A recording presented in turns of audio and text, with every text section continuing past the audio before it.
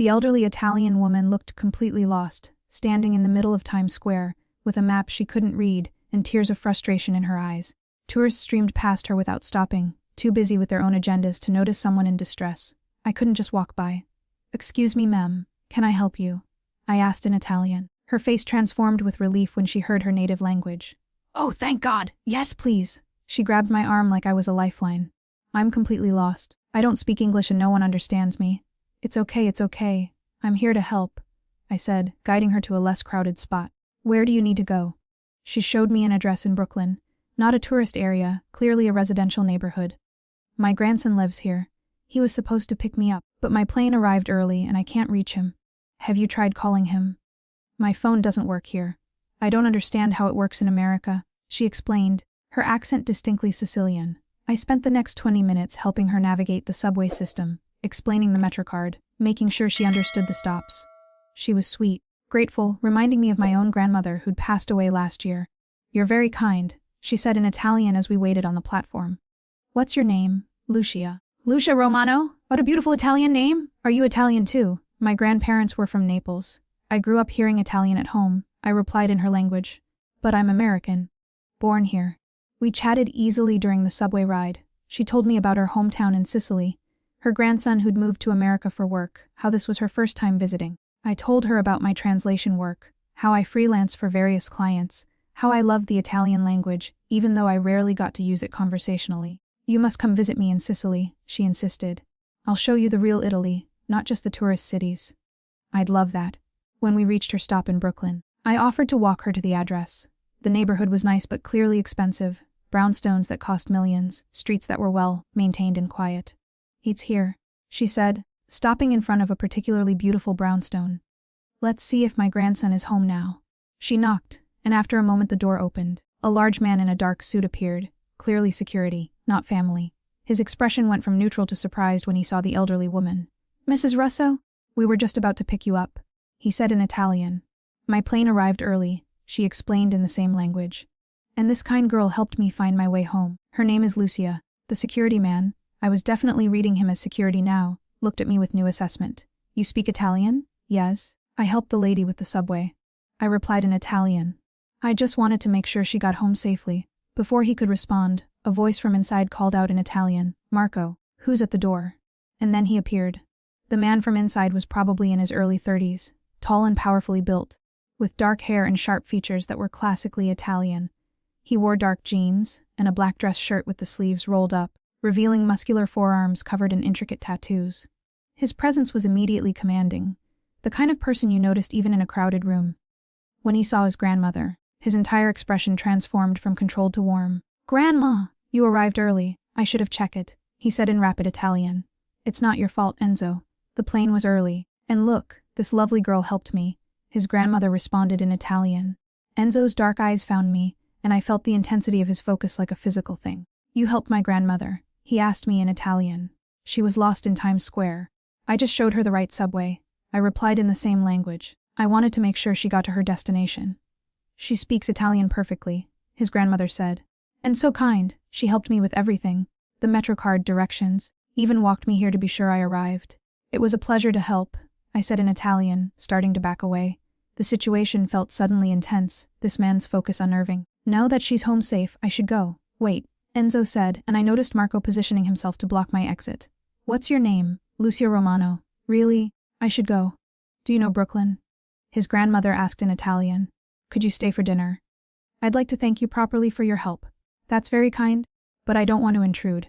"It's not an intrusion," Enzo said in English now, his accent slight but noticeable. "You helped my grandmother when no one else stopped. The least we can do is offer you a proper meal." His eyes held mine. "Please, stay." Something about the way he said it, polite but with an underlying command, made me nervous. This wasn't just a grateful grandson. This was someone used to being obeyed. "1 hour," I heard myself say in English. "But then I really need to go. I have work." 1 hour, he agreed, switching back to Italian, but his slight smile suggested he didn't believe I'd actually leave after 1 hour. Inside, the brownstone was as beautiful as I'd expected.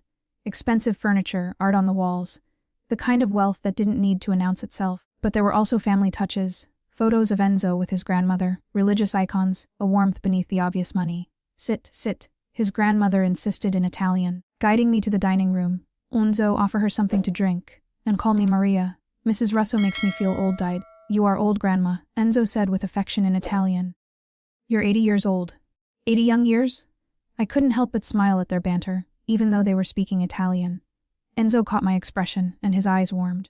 What would you like to drink, Lucia? He asked, switching to English. Just water, thank you.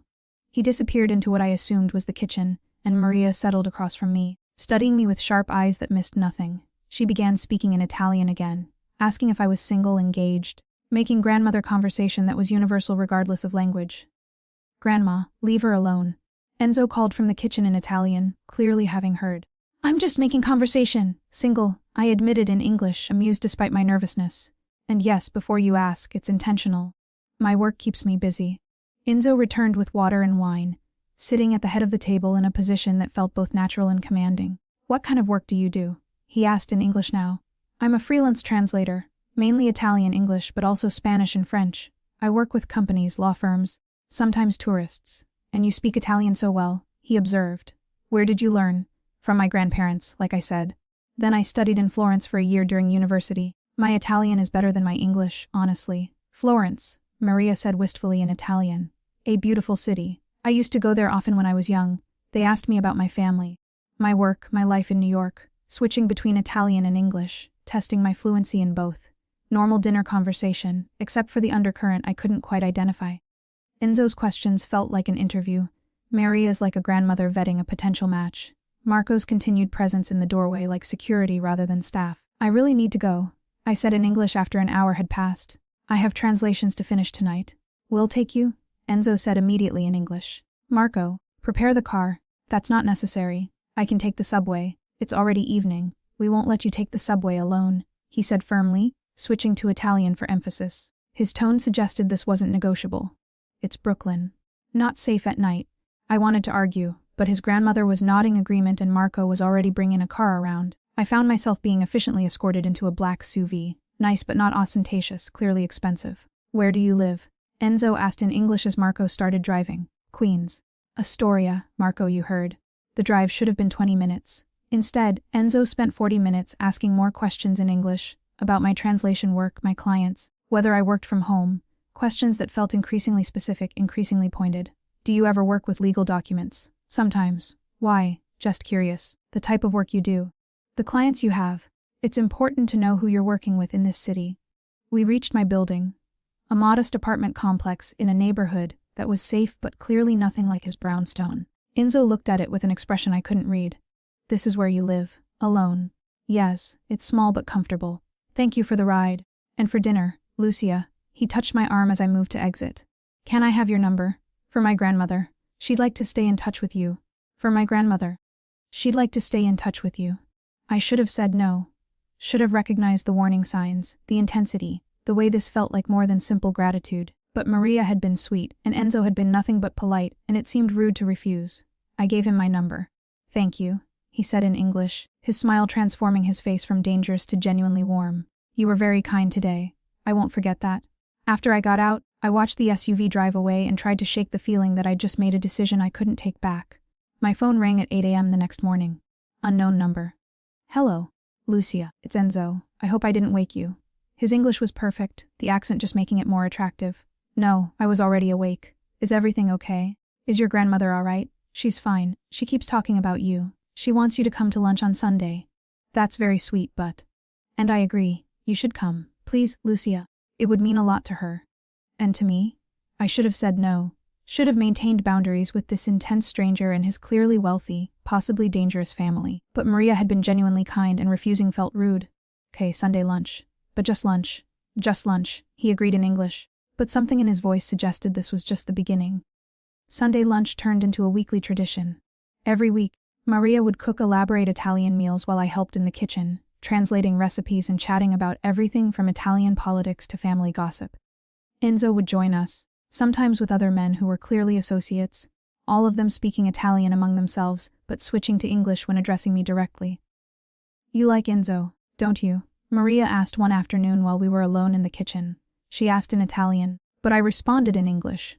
We'd fallen into a pattern where she spoke her native language and I replied in mine, both of us understanding each other perfectly. He's very nice. But Maria, I barely know him, and I feel like there's something you're not telling me. What do you mean, dear? The men who come here. Marco, who's always present. The way everyone speaks to Enzo, with respect but also with fear. I'm not stupid. I know there's more happening than what I see. Maria sighed. Setting down the wooden spoon she'd been using, she switched to English, a sign she was being serious. You are smart. I always said so. Yes, there's more. But it's not my story to tell. If Enzo wants you to know, he'll tell you himself. But is it safe for me to be here? To be involved with your family? With Enzo? You're safer than anywhere else in this city, she said firmly in English. That I can promise you. That wasn't as reassuring as she thought it was. After lunch that day, Enzo asked to speak with me privately. We went to his study, a room I'd seen from the doorway but never entered. It was elegant but functional, with a large desk, multiple phones, and a wall of security monitors showing various parts of the neighborhood. You know what I do, he said without preamble in English. Or at least you suspect. I suspect you're not just a businessman. I'm exactly a businessman. It's just that my business operates outside the law.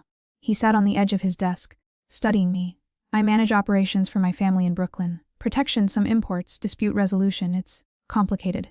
You're in the Mafia? We're an organization that provides services the legal system can't or won't provide. You call it Mafia. I call it family business. The truth is somewhere in the middle. His dark eyes were intense. And you, Lucia, why do I keep inviting you here if you know this? Because I'm useful, I said, trying to sound more confident than I felt. Because you're useful. He agreed bluntly. You have language skills I could use. And because, he paused, choosing words carefully. Because my grandmother loves you, and I respect my grandmother's judgment. You want me to work for you? I want to offer you a job. Well paid. Translating documents, interpreting for meetings, helping with communications between Italian families and our operations here. He named a monthly salary that was 3 times what I made freelancing. Legitimate work, just translation, nothing illegal. But for illegal clients, for clients who would appreciate your discretion and competence. Lucia, I'm offering you financial security and protection. In exchange, you use your skills to help my organization communicate better. And if I say no, then we continue being friends. You come to lunch, talk to my grandmother, no pressure. His dark eyes held mine. But Lucia, I think you should consider it seriously. You'll find yourself in situations where having my protection is valuable. And paying your rent with translations for lawyers who underpay you? It's a waste of your talent. I need to think about it. Take all the time you need. But while you're thinking, come to this meeting Thursday, just to observe, see what the work would involve, then decide. He pulled out a card with an address. Thursday, 7 p.m. Marco will pick you up. I spent 3 days agonizing over the decision. Called my best friend Rachel, carefully explaining without revealing too much. His offering you a job translating for his family business. That sounds legitimate, she said over the phone. His family business is organized crime, Rachel. That's not legitimate. But you just be translating. You're not doing anything illegal yourself. She paused. How much is he offering? When I told her, she whistled. That's life, changing money, Lou. And for something you're already good at. Is it really that different from the legal work you do now? Those law firms have clients who are probably criminals too. You just don't know about it. She had a point. I'd translated documents for law firms that definitely skirted ethical lines. Was this really that different? Thursday evening, Marco picked me up as promised. We drove to a restaurant in Brooklyn, closed for the evening, apparently rented out for this meeting. Inside, about a dozen men sat around a large table, speaking a mix of Italian and English. Enzo sat at the head, clearly in charge despite not being the oldest person present. Our translator, one of the older men, said in Italian when I entered. Enzo says you're excellent. This is Lucia. Enzo introduced me in English. She's here to observe tonight, see if the work interests her. The meeting was surreal. They discussed territories, payments, disputes, switching between Italian and English, sometimes mid-sentence. I realized they were testing me, seeing how well I could follow conversations in both languages, whether I understood the implications of what was being said. And I did understand. I heard them talk about protection money, about settling scores, about deals with other families that were clearly criminal. But there was also an underlying code. Respect, honor, rules about who could be targeted and who was off limits. It wasn't the lawless violence I'd imagined. It was organized, systematic, almost corporate in its structure. After 2 hours, Enzo ended the meeting in English. Gentlemen, we'll continue this next week. The men filed out, several of them nodding to me respectfully as they left. So, Enzo asked when we were alone, what do you think? It's exactly what I thought and completely different at the same time. Could you do it? Translate for meetings like this, handle communications with our Italian contacts, help when families from Italy visit. Would I be safe? I mean, if I know all these things about your business. You'd be under my personal protection. No one touches you. No one threatens you. And if someone tries. His expression went cold.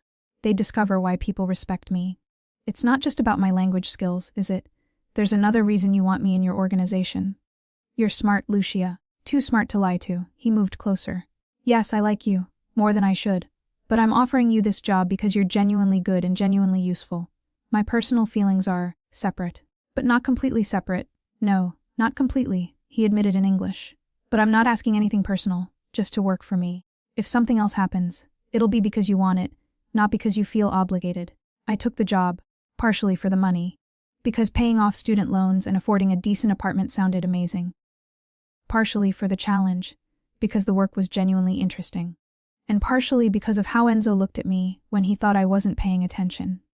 My first official assignment was translating at a meeting with a family from Sicily. Important people, Enzo explained, who were considering expanding operations to New York and wanted local partners. You have to be perfect, he told me in English. These men are traditional. They don't trust easily. But if they see we have someone who speaks perfect Italian, someone who understands nuances, it gives us credibility. The meeting went well. I translated flawlessly between Italian and English, caught subtle implications in both languages, helped bridge cultural gaps. The Sicilian boss, Don Salvatore, was particularly impressed. Your translator is excellent, he said to Enzo in Italian, which I translated. It's rare to find Americans who speak Italian so well, especially with such an authentic Neapolitan accent. Her grandmother was from Naples, Enzo explained in Italian, which I also translated. She grew up with the language. It shows. She's a treasure, Russo. Protect her well, Don Salvatore said, and I translated that too, trying not to blush at being discussed like a valuable asset. After they left, Enzo pulled me aside. You were perfect. Better than I hoped. They were kind. Respectful. Not like I expected Sicilian mafia bosses to be. We're not all violent, uncultured monsters, he said with a slight smile. Some of us appreciate art, language, traditions. Don Salvatore has an art collection that would shame most museums. And you. What do you appreciate, Enzo Russo? Right now, his dark eyes held mine. A smart woman who challenges my expectations every time I meet her. My phone rang. My personal phone, not the work phone Enzo had given me. Rachel, probably wondering how my first official mob translator job had gone. Sorry, I should answer this. Go ahead. I stepped into the hallway, but before I could answer, I heard raised voices from outside, then gunshots. Marco burst into the hallway. Boss, we have a problem. It's the Castellanos' 3 cars. Enzo was moving immediately, pulling a gun from a desk drawer with practiced ease. How many men? 8, maybe 10. They're blocking the street. Enzo looked at me, his expression shifting to something protective and fierce. Lucia, go to the back office. Lock the door. Don't come out until I get you myself. What's happening? Now. His command in English was sharp. Marco, take her to the back. Make sure no one gets near that door. Marco grabbed my arm, pulling me through the restaurant toward a back office. More gunshots outside, closer now. Men shouting in Italian and English. Threats. Warnings. Stay here, Marco said in English. Boss's orders. You don't come out for anyone except him. Understand? He left, locking the door from the outside. I stood in the small office, hearing violence unfold beyond the walls, and realized exactly what I'd gotten myself into. This wasn't just translating at meetings. This was real danger, real violence, real organized crime with deadly consequences. The gunfire lasted maybe 5 minutes, an eternity when you're trapped in a locked room wondering if the man you're falling for is about to die. Then silence. Terrible, ominous silence. Finally a knock. Lucia, it's me. Open up. Enzo's voice in English. I unlocked the door to find Enzo looking rough, shirt torn, blood on his knuckles, but otherwise unharmed. Behind him, I could see the restaurant was trashed, broken glass, overturned tables, evidence of the fight that had just occurred. Are you hurt? He asked in English. No, I'm fine. But you. I reached for his hands, the bloody knuckles. Are you injured? Scratches. Nothing serious. He pulled me close. I'm sorry. I didn't want you to see this. Not so soon. Who are they? A rival family that thinks they can intimidate me. They were wrong. Now they know. His voice was cold in English. Hanzo. I can't. This is too much. I know it's too much. That's why I wanted to wait before involving you completely. His hands cupped my face. But Lucia, you're already involved. From the moment you helped my grandmother, from the moment you came into this house. You became part of my life. And in my life, there are people who want to hurt me by using people I care about. You care about me, more than is safe for you. he admitted in English. And that's why I can't let you leave now. Not when the Castellanos know about you, have seen you with me. You're in danger if you go, and you're in danger if you stay. But at least if you stay, I can protect you. So I'm a prisoner. You're under my protection. There's a difference. His dark eyes were intense. And Lucia, I'm not going to apologize for wanting to keep you safe. After the attack, Enzo insisted I stay at the brownstone, temporarily, which we both knew meant indefinitely. Maria was thrilled, immediately setting me up in a guest room and treating me like I'd always lived there. Finally, a woman in this house? She exclaimed in Italian, which I understood perfectly. Enzo works too much, Marco is always serious. You bring life here. Grandma, Lucia is here for safety, not to keep us company, Enzo said in English. But he was smiling. It can be both things, Maria replied, also switching to English for my benefit. My life changed overnight. I worked from the brownstone, translating documents and attending meetings virtually when possible. When I had to go out, Marco or another guard accompanied me. My apartment in Queens sat empty while I lived in luxury with an elderly Italian woman and the man I was trying not to fall in love with. This isn't normal. I told Enzo one evening after dinner, I can't live like this forever. Why not? You have everything you need. Work, security, family, freedom. I miss freedom. Freedom will get you killed if the Castellanos decide you're a way to get to me. His voice was hard. I'm sorry, Lucia. I know this isn't fair, but I'd rather have you alive and protected than free and in danger. What if I want both? Then we have to solve the Castellano situation permanently, he said. I'm working on it, trust me. Weeks passed. I adjusted to my new life, working for Enzo's organization, living with him and Maria, becoming part of their daily routine. The lines between professional translator and personal involvement blurred increasingly. You like my grandson, Maria observed one afternoon while we cooked. She spoke in Italian, but I responded in English. Our usual pattern. It's complicated, Maria. Love is always complicated, especially in our family. She switched to English. But he looks at you the way he looked at that girl years ago. Before she left. What girl? Valentina. They were engaged. She couldn't handle the life, the violence, the complications. She left. Maria's expression was sad. Enzo never fully recovered. He hasn't let himself love anyone since. Until now, until you. He looks at you like he looked at her. But this time is different. You're stronger. You won't run. I'm not so sure about that. Some nights I just want to run from all of this. But you don't. You stay. That says everything. Maria said wisely. That evening, Enzo asked me to join him in his study. He looked tired, stressed, the weight of leadership evident in his expression. I found a way to solve the Castellano situation, he said. But it requires your help. What kind of help? They need to meet with an Italian contact, someone who can mediate, find a compromise between our families. But they don't trust anyone connected to me. He pulled out a file. Except a neutral translator who works for both sides. You want me to pretend to be neutral, to translate for them while actually working for you.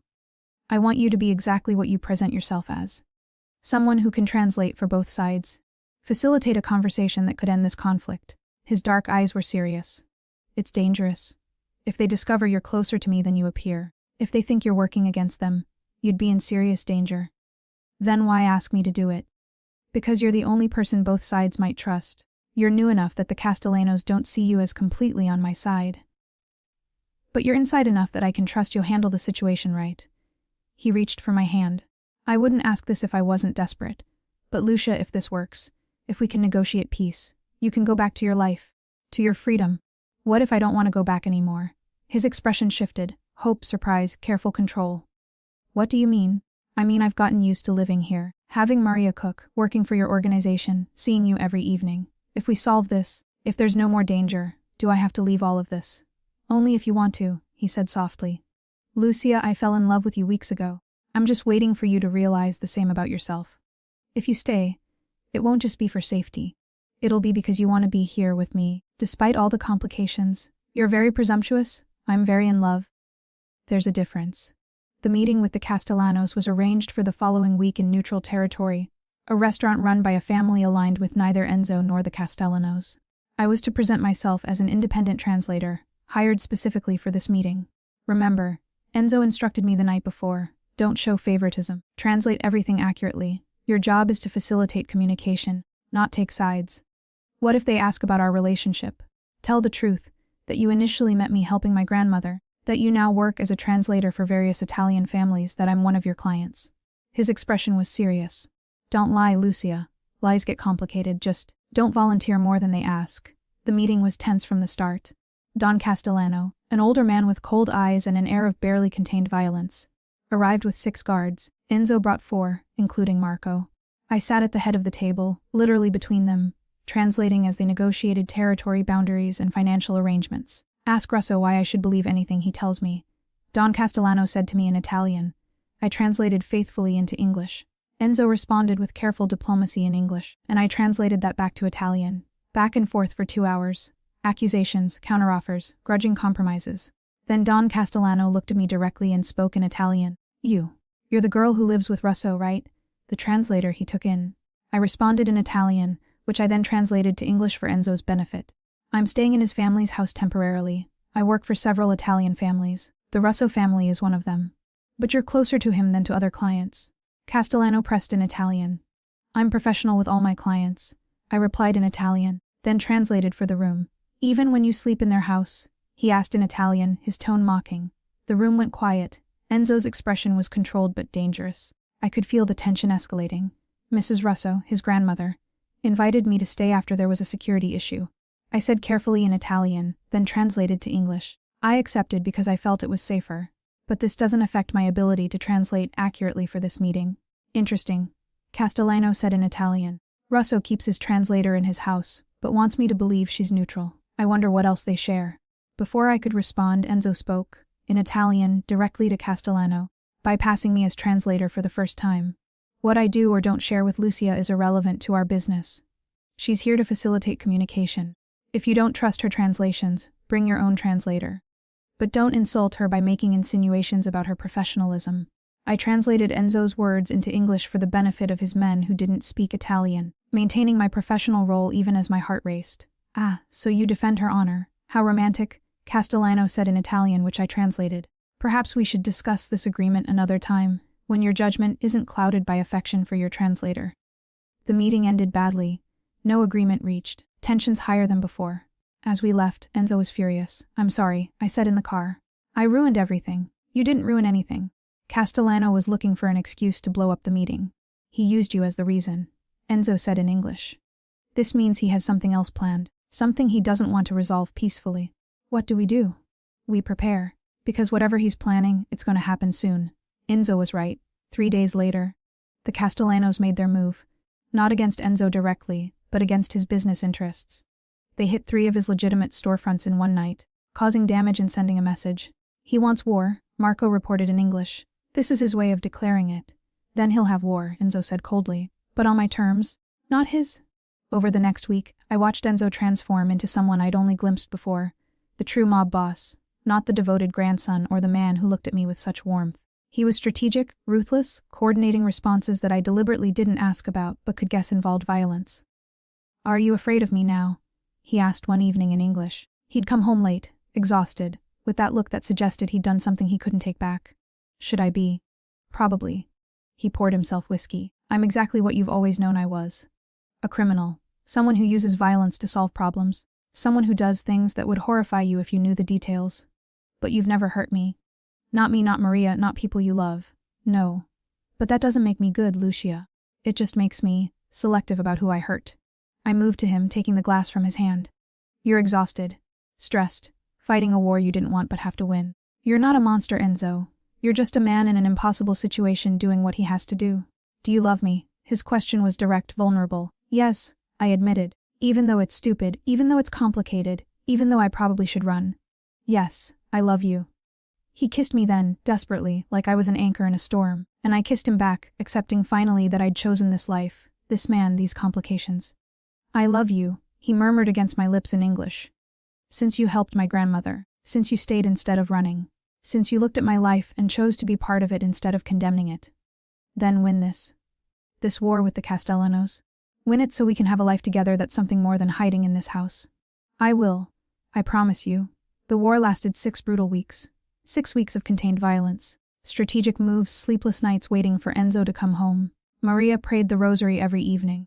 I learned to translate orders that I knew would lead to violence without asking for details. You've become like us, Marco observed one evening in English.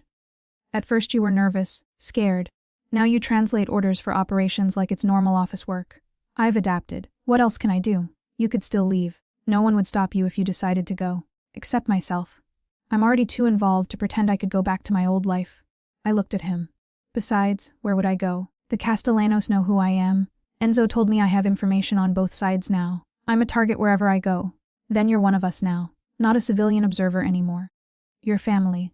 The war ended when Enzo found leverage the Castellanos couldn't ignore, evidence of their involvement in something that would bring federal attention. He presented it through intermediaries back down or face prosecution that would destroy their entire organization. Don Castellano accepted the terms. Territory agreements were redrawn, financial compensations made, and an uneasy peace established.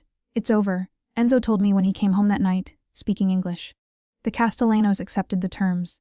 No more war. Are we safe? As safe as anyone can be in my world. He pulled me close.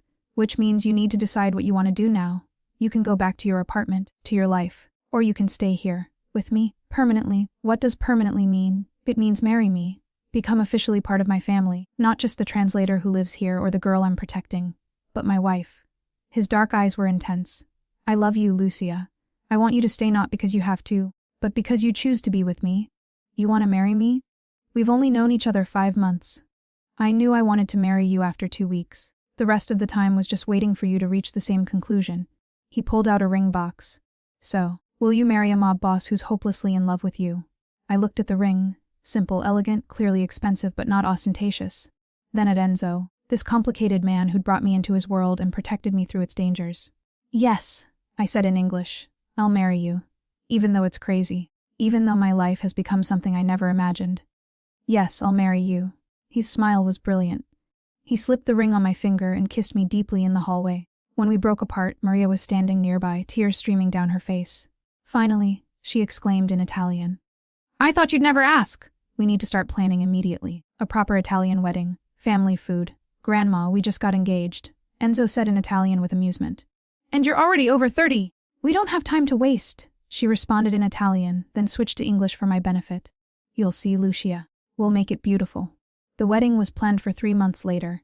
Maria insisted on doing it properly. Traditional Italian ceremony, reception with hundreds of guests. Every detail perfect. It's too much. I protested in English as she showed me the ever-growing guest list. It's your first and only wedding. It has to be perfect, Maria said, switching from Italian to English mid-sentence. Everyone must see that Enzo has found someone worthy of him. Maria, I'm not sure I'm worthy of him. Don't be silly. You're perfect for him. You keep him human, remind him there's more than violence and power. He's worthy of you, not the other way around. Working for Enzo's organization became my full-time career. I translated for meetings, handled communications with Italian families, even traveled to Sicily to meet with Don Salvatore about business arrangements. I was good at it, better than Enzo had anticipated. You've become indispensable, he told me one evening in English after a particularly successful negotiation. Half the families we work with prefer communicating through you rather than directly with me. Because I'm neutral. Not threatening. I facilitate business without intimidation. That's exactly why you're so valuable. You have a talent for this, Lucia.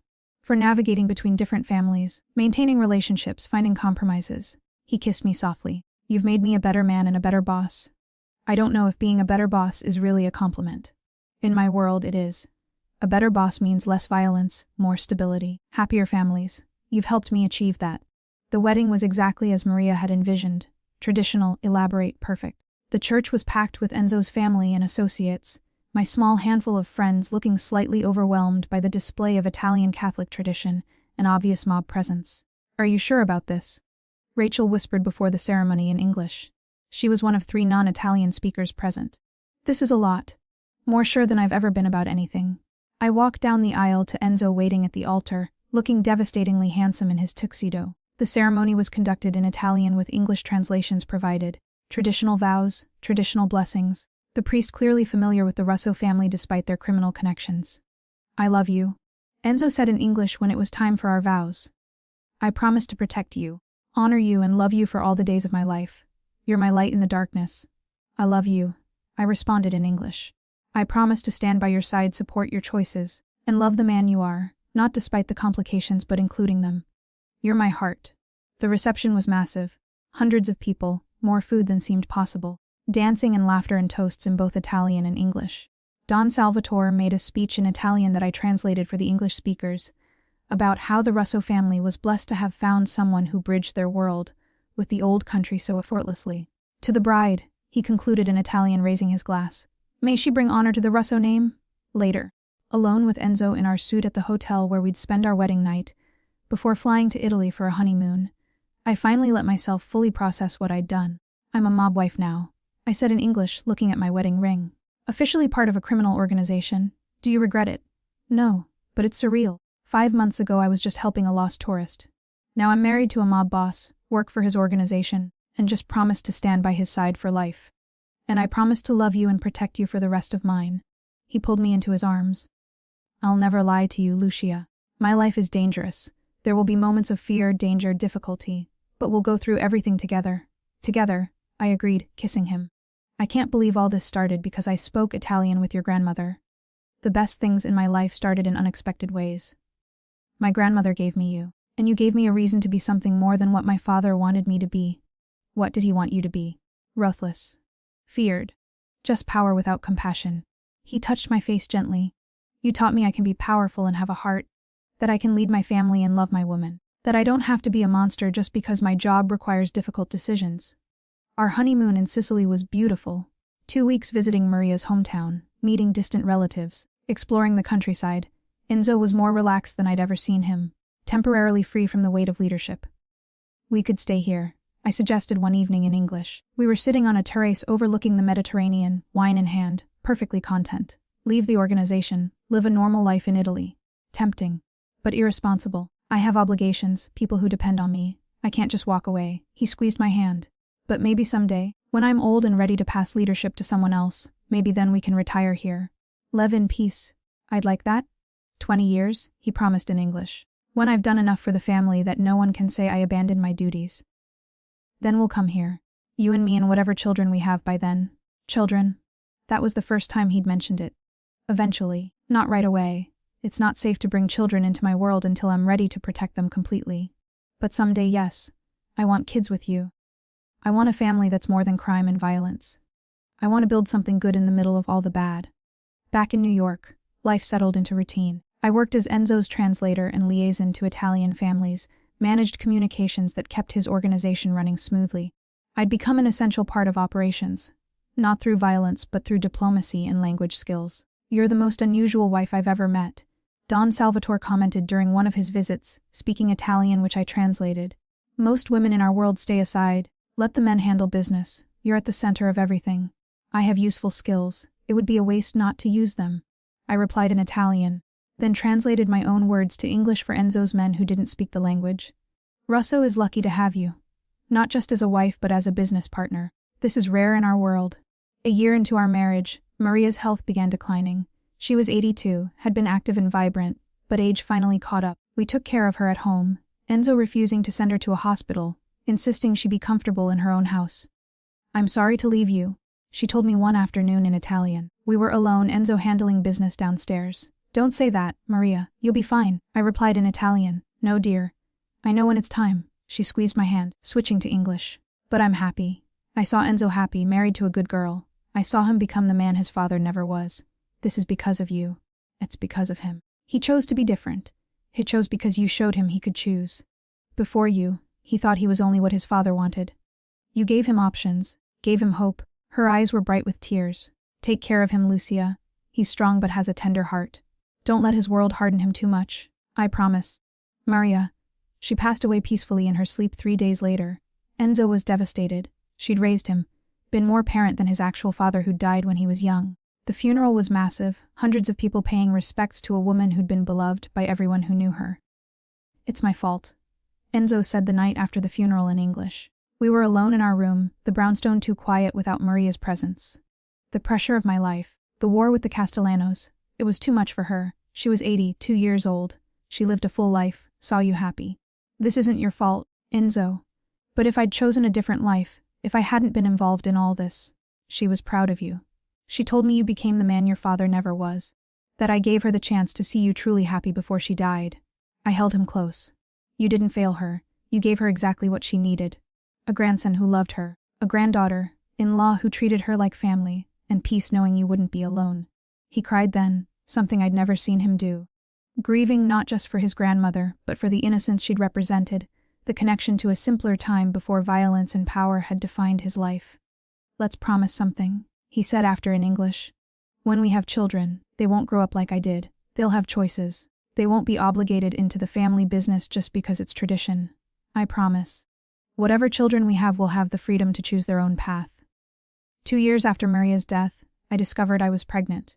The news sent Enzo into a state of protective overdrive that would have been amusing if it wasn't so intense. You're not working anymore, he announced immediately in English when I told him. Not until after the baby is born.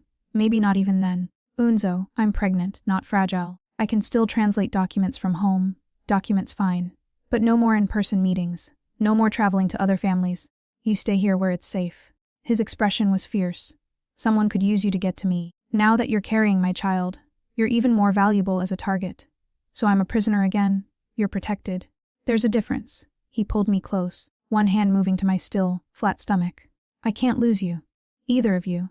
I'll do whatever it takes to keep you safe. The pregnancy was smooth but felt endless with Enzo's hovering. He increased security, limited my travel, insisted I work only from home. It was suffocating but also touching, seeing this dangerous man transformed into a worried, expectant father. You're gonna make her paranoid, I told him one evening in English. We'd learned we were having a girl. All this security, all this protection. She'll grow up thinking the world is dangerous. The world is dangerous. Especially for my daughter. He was reviewing security camera feeds on his phone. I need to make sure nothing can touch her. Or you. Nothing will touch us. We have more security than the president. You need to relax. I'll relax when she's born healthy and both of you are safe. Isabella, we named her after Maria's mother, arrived 3 weeks early. She was perfect, healthy, and immediately the most protected baby in New York. Enzo hired a security team specifically for her, installed cameras throughout the house, and made it clear to every family in the city that his daughter was completely off limits. You're being overprotective, I said in English, watching him check the nursery monitors for the 3rd time that hour. I'm being appropriate. There are people who would use her to get to me. I won't let that happen. He pulled up the camera feeds on his phone. I know I'm being paranoid. But Lucia, she's everything. You and her, you're my entire world. If anything happened, nothing's going to happen. We have security, we're careful, and everyone knows touching us means war with you. That's significant deterrent. I took his phone away. Come hold your daughter instead of watching her on screens. Balancing motherhood with my translation work was challenging but manageable. I worked from home, did virtual consultations when possible, and brought Isabella to meetings when necessary, surrounded by security and making it clear she was off limits to business discussions. She's adorable, Don Salvatore said at one meeting in Italian, which I translated. Isabella was sleeping in her carrier beside me. And you're handling this well. Being a mother in our world isn't easy. Neither is being a mother anywhere. At least here I have resources, security, help, people who understand the complications. I replied in Italian, translating for Enzo's benefit. Just remember, she'll grow up in this world.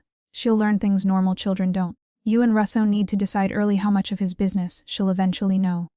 That conversation happened when Isabella was 2. Enzo and I sat in his study, discussing her future in English. I want her to have choices I didn't, Enzo said. I was born into this, expected to take over operations. But Bella, she should be able to choose something legitimate if she wants. She'll still grow up knowing what you do. Knowing her father runs a criminal organization. We can't hide that from her forever. No. But we can give her options. Education opportunities, ways out if she doesn't want this life. He looked at me. What about you? Do you want her involved in your operations? Learning the translation work like you did. Only if she's interested. And only the legitimate parts until she's old enough to understand the rest and make informed choices. I thought about it. I don't want to force her into this world, but I also don't want to lie about it. She deserves honesty about her family, then we'll be honest. Age appropriately, but honest. She'll know what I do, what you do, what our world is, and then when she's old enough, she can decide if she wants to be part of it or walk away completely. You'd really let her walk away. If she wanted a normal life, I'd do anything to give her a normal life. Even if that means she grows up and wants nothing to do with the family business. His expression was pained. She deserves better than this world. Better than me. If she can have that, I'll support it completely. She has the best father. That's already better than many kids get. The rest we'll figure out together. Isabella grew into a bright, curious child who asked too many questions and saw too much despite our attempts to shelter her. By age 5, she'd figured out her father wasn't a normal businessman. Why do people look scared when they talk to Daddy? She asked me one day in English. Because Daddy's very important. He makes big decisions that affect a lot of people. Is he a good guy or a bad guy? That question made me pause. How did you explain moral complexity to a 5-year-old?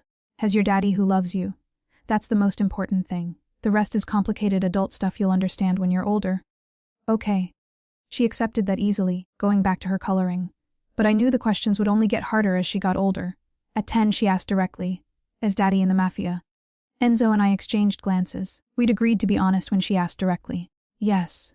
Enzo said simply in English. I run an organization that operates outside the law. It's not legal, but it's what I do. What my family has always done. Are you a bad person?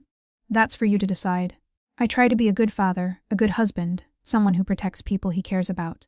But I've done things that aren't good, things that hurt people. He knelt to her level. I won't lie to you about what I am, Bella. But I also want you to know that I love you more than anything. That will never change, no matter what you learn about my work. She thought about it seriously. Do I have to do what you do when I grow up? No, you can be anything you want. Doctor, teacher, artist, anything. This world is your choice, not your obligation. Good, because I think I want to be a veterinarian. Animals are better than people. She hugged him. But you're still my dad. Even if you're a criminal. Even if I'm a criminal. He agreed, holding her close. After she went to bed, he looked shaken. She knows, really knows, and she doesn't hate me. Because she loves you. Because you're a good father despite your profession. That's what matters to her. I took his hand. We're doing this right, being honest, giving her choices, showing her there's more to life than the family business. She'll be okay. I hope so. Because I want better for her than what I had. Want her to have a real choice about her future. She will. We're making sure of it. Isabella chose normalcy. At 18, she went to college for veterinary medicine, moved into a dorm with regular students, and built a life completely separate from Enzo's world. She loved us, visited regularly, but made it clear she wanted no part of the family business. I'm proud of her, Enzo said in English, watching her drive away after a weekend visit. She saw what we are and chose something better. That takes courage. Are you disappointed?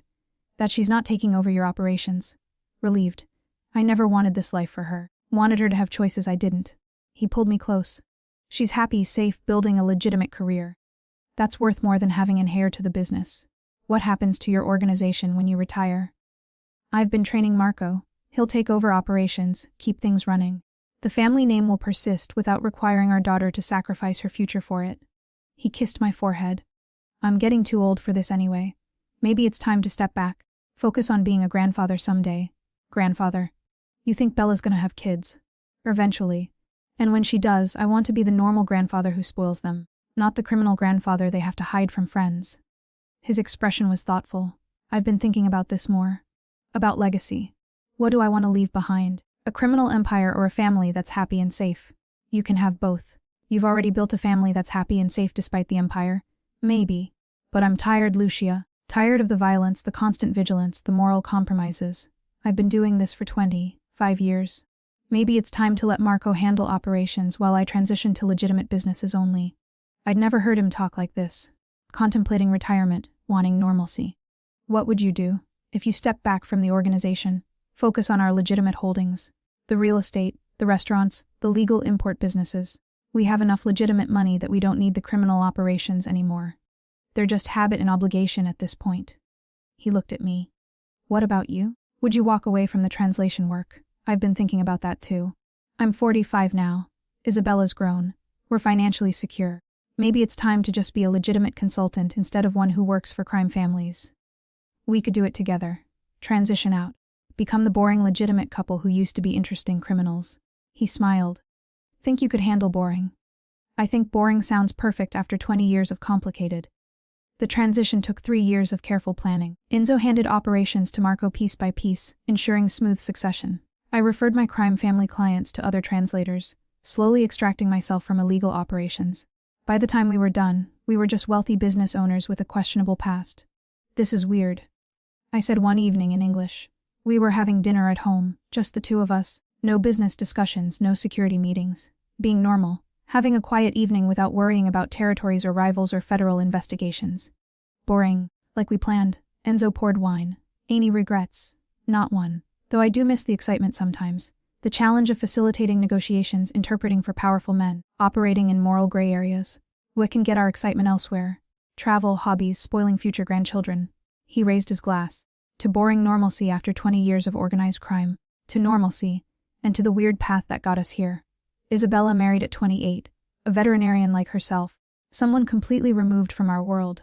The wedding was traditional, boring, perfect. I watched Enzo walk our daughter down the aisle and saw emotions he rarely showed: pride, joy, relief that she'd built a life so different from his own. She did it, he said at the reception in English. Built something completely separate from us.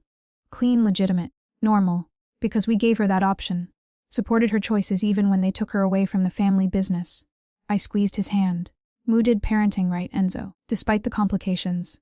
2 years later, Isabella announced she was pregnant. Enzo's face when she told him, pure joy mixed with terror, made me laugh. You're gonna be a grandfather. That means you're old, I teased in English. I'm 55. That's not old. But he was already planning, talking about security for his grandchild. Enzo, stop. Bella chose a normal life. That includes normal grandparent relationships. No security teams for a suburban baby. But what if my enemies? Your enemies are Marco's problem now. You're retired.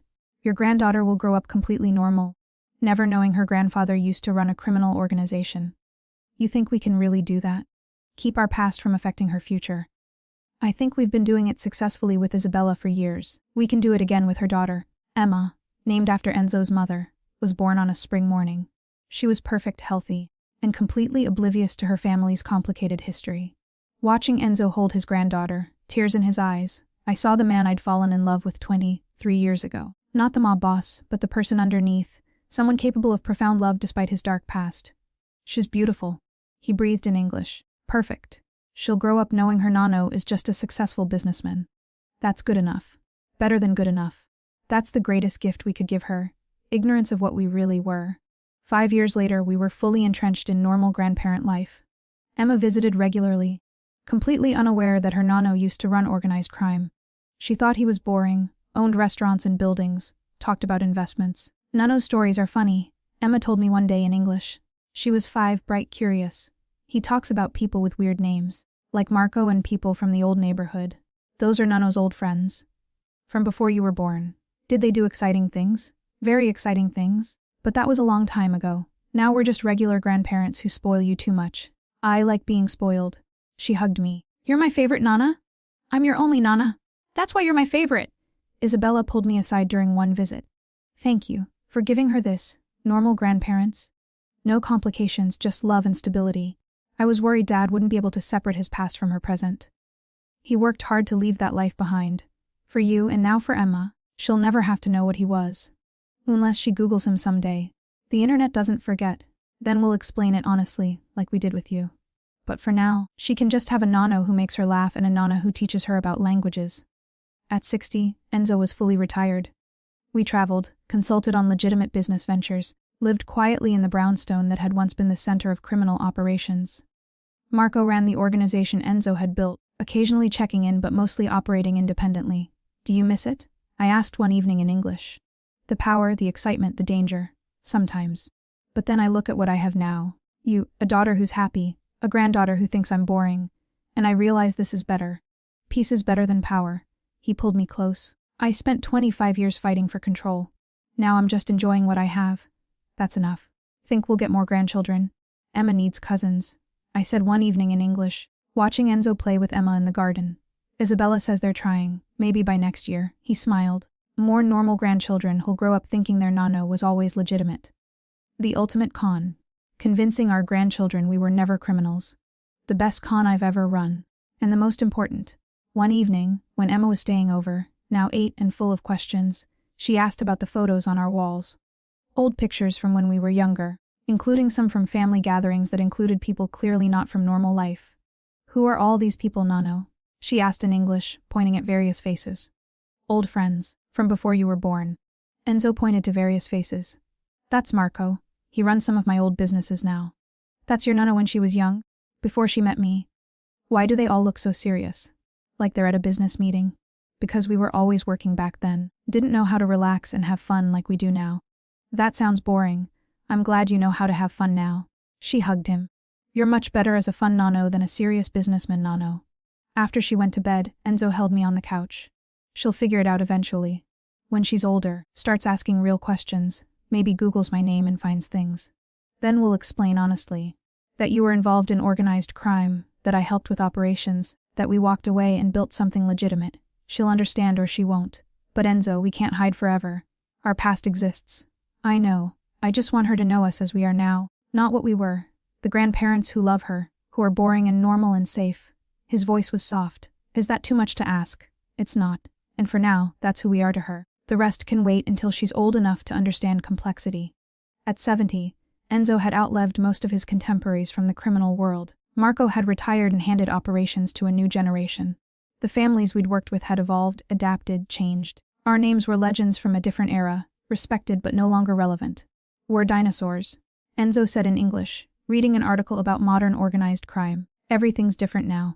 Cybercrime, cryptocurrency, nothing like how we operated. We're retired dinosaurs. That's allowed. I was working on a painting, something I'd returned to in retirement, creating art instead of just facilitating business. Our world was different. But it was ours, and we survived it. That's enough. Do you regret any of it? The choices we made, the things we did. I regret that I can't be completely honest about my past, that I have to hide parts of who I was from Emma and any future grandchildren. But the actual choices. No, I fell in love with you knowing what you were. I chose this life fully informed. I can't regret that. Even knowing the danger, the illegality, the moral compromises. Irvin knowing all of that. Because Enzo, those choices gave me 25 years with you. A daughter, a granddaughter, a life full of purpose and meaning. I'd make the same choices again. Emma graduated college at 22, pursuing veterinary medicine like her mother. At her graduation party, she pulled us aside, her expression serious. I need to tell you something, she said in English. I've been researching our family history. For a project. About Nano's past. About both of you. My stomach dropped. What kind of things? Articles about organized crime in Brooklyn. The Russo family. Operations from the 90s and early 2000s. Your name is in some of them, Nano. And Nana yours too, our consultant to multiple crime families.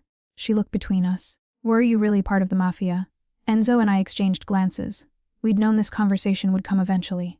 Yes, Enzo said simply in English. I ran organized crime operations for 25 years. Your Nana helped with translation and communication for Italian families. We retired before you were born. Transitioned to legitimate businesses. But that past exists. We can't erase it. Emma processed this, her expression cycling through shock, curiosity, and something like understanding. Mom knew. She grew up knowing. Yes, we were honest with her when she was old enough to understand. Gave her choices about her own involvement, which she wisely declined. He moved closer to Emma. I know this is a lot. Learning your grandparents were criminals. But Emma, we never brought that world near you. You grew up safely, normally, completely separate from what we were. That was intentional. Why didn't you tell me before? Because you deserved a normal childhood. Deserved grandparents who were just boring and loved you, without the complication of criminal history. I took her hand. We were going to tell you eventually. Just wanted to wait until you were old enough to understand the complexity. She was quiet for a long moment.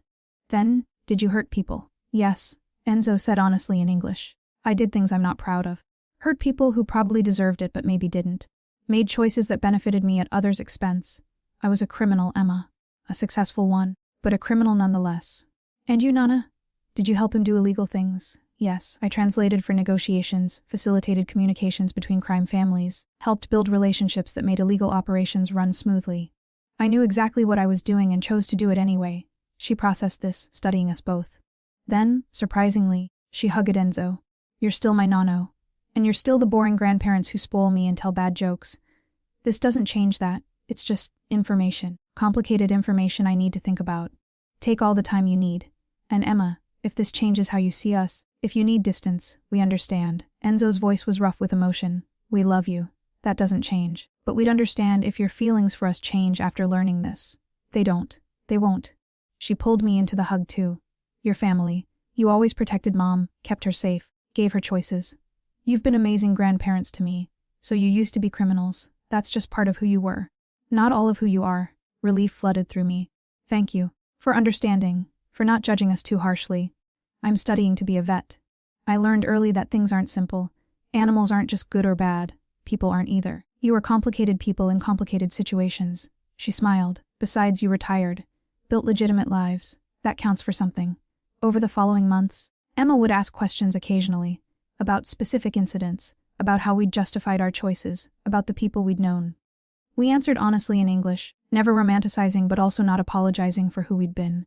I'm writing a paper on moral complexity, she told us one evening. She was in graduate school now, studying veterinary ethics. Using your story as a case study, with your permission. How good people can make bad choices in complicated circumstances. Were your case study. Enzo looked amused. That's certainly one way to process having criminal grandparents. You're perfect for it. You were criminals who had ethics, who drew lines, who eventually walked away. That's more interesting than simple good or evil. She pulled out her notes. Can I interview you both? Get your perspectives on the choices you made. We spent hours answering her questions in English. About how Enzo had inherited his position, felt obligated to continue what his family built. About how I'd fallen in love despite the danger, found purpose in illegal work. About the lines we'd drawn, no hurting civilians, no involving children, no unnecessary violence. You created your own moral code within an immoral framework, Emma observed. That's fascinating from an ethics perspective. You weren't good people doing bad things or bad people pretending to be good.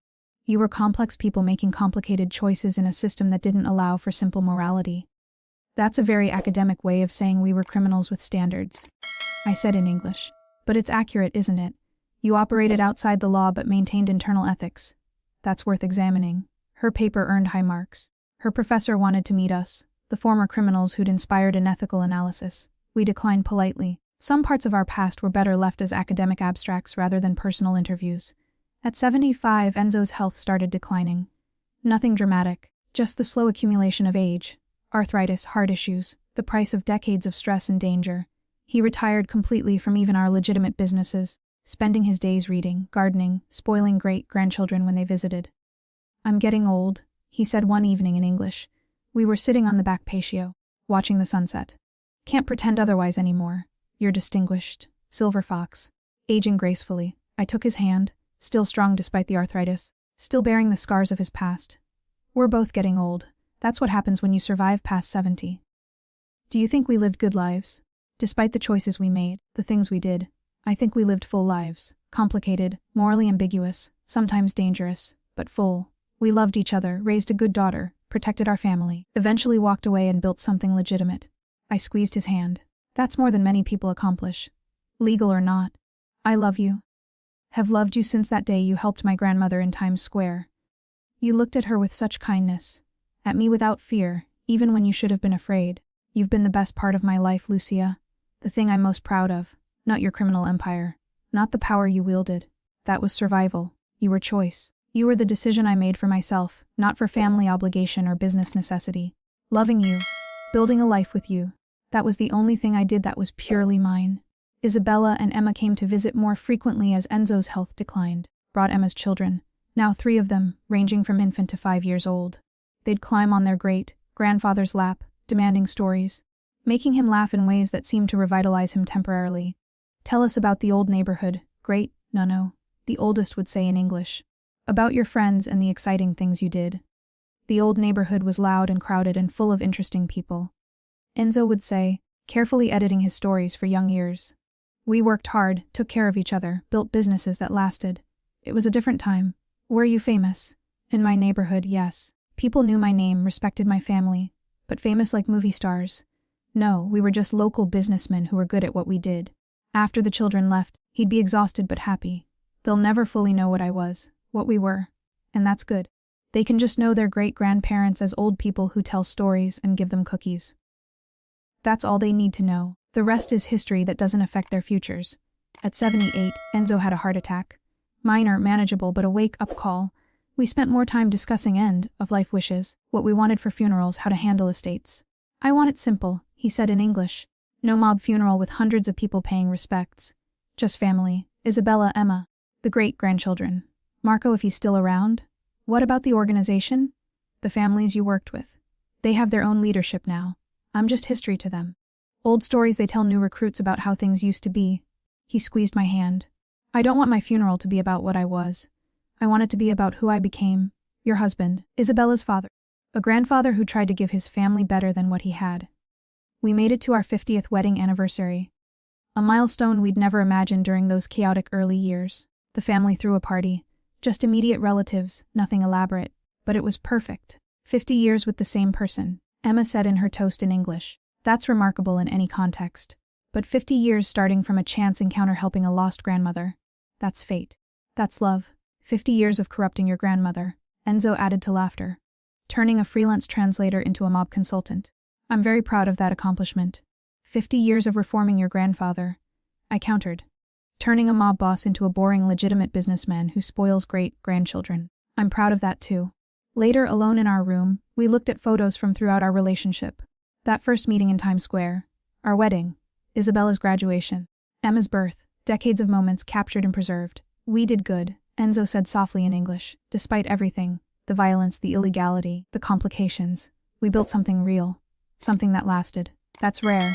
We did it by being honest. With each other, with Isabella, eventually with Emma. No pretending you were better than you were or that I was less involved than I was. Just truth and acceptance. And love. Lots of love. He kissed me gently. Thank you. For 50 years. For choosing this life, these complications. This man who didn't deserve you but got lucky anyway. You deserved me. We deserved each other. Two complicated people who found each other and made it work despite the odds. Enzo passed away 2 years later, in his sleep, peacefully. He'd lived to 80. Seen his great-grandchildren grow, spent his final years as boring and normal and loved. His funeral was exactly as he'd wanted. Small, family-focused. Celebrating the man he'd become rather than what he'd been. Emma delivered the eulogy in English. My nonno was complicated. He was a criminal who became legitimate. A dangerous man who was gentle with his family. Someone who made bad choices early but spent decades making better ones. He loved deeply. His wife, his daughter, his grandchildren, his great-grandchildren.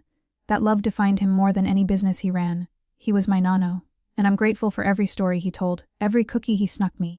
Every moment I got to know him as just a grandfather rather than the legend he used to be. I spent 3 more years alone in the brownstone before my own health declined. I'd lived a full life, 80, 3 years of complexity, love, and choices that made sense at the time. I left detailed letters for Emma and the great-grandchildren explaining my choices, hoping they'd understand. You're being morbid, Isabella said when I explained what I'd done. I'm being practical. Your father and I lived complicated lives. I want to make sure our story is told honestly after I'm gone. Not romanticized or condemned, just understood. The letters will do that. You've explained everything clearly. They'll understand, Mom. I passed away peacefully 6 months later. My funeral mirrored Enzo's, small, family-focused, celebrating a complicated life honestly lived. Emma spoke again, her voice steady despite tears in English. Nana taught me that people aren't simple. That you can make questionable choices and still be good. That love doesn't require moral perfection. Just honesty. She fell in love with a criminal and chose that life fully informed. She helped with illegal operations while maintaining her own ethics. She was my Nana who taught me about languages and courage and accepting complexity. I'm better for having known her. Years later, Emma published an expanded version of her ethics paper, a book about moral complexity in organized crime, using our story as the central case study. It was successful, prompting discussions about how people navigate impossible situations. She dedicated it to Nana and Nano, who taught me that simple morality is a luxury complex people don't have. Thank you for your honesty, your love, and your example of surviving impossible situations while maintaining humanity. Your story deserves to be told truthfully, not as heroes or villains, but as people, and that was our legacy. Not as criminals who got away with it, but as complicated people who made difficult choices, loved deeply despite moral ambiguity, and built a family that thrived despite the darkness.